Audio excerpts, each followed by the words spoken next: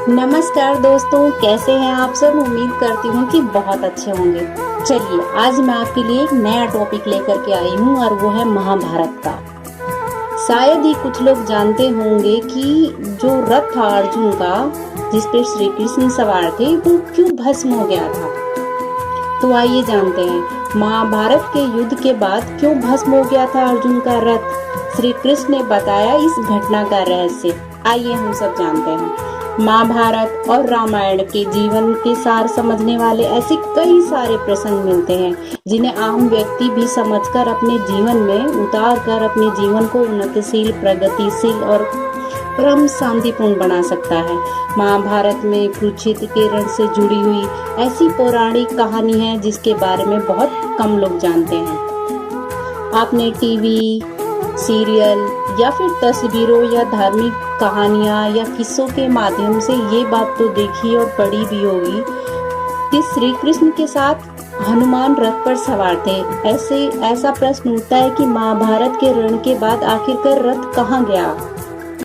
आइए जानते हैं महाभारत के एक प्रसंग जिसमें श्री कृष्ण और अर्जुन के संवाद के माध्यम से।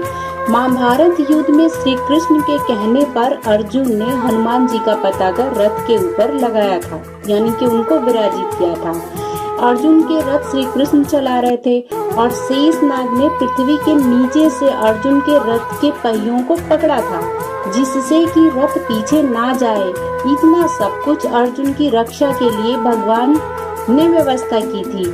महाभारत युद्ध समाप्ति के बाद अर्जुन ने भगवान से कहा, पहले आप उतरिए, मैं बाद में उतरता हूँ। इस पर भगवान कृष्ण बोले, हे अर्जुन, पहले तुम उतरो। भगवान के आदेश अनुसार अर्जुन रथ से उतर गए। थोड़ी देर बाद श्री कृष्ण भी रथ से उतर गए। तभी शेषनाग पाताल लोक चले गए। हनुमान जी भी तुरंत अंतर्ध्यान हो गए। रथ से उतरते ही श्री कृष्ण अर्जुन को कुछ दूरी पर ले गए। इतने में ही अर्जुन का रथ तेज अग्नि की लपटों से धू धू करके जलने लगा और भस्म हो गया।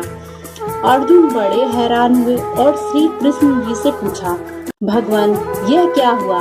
श्री कृष्ण जी बोले, हे अर्जुन, ये रथ तो पितामह भीष्म, द्रोणाचार्य और कर्ण के दिव्य शास्त्रों के वार से बहुत पहले ही भस्म हो चुका था।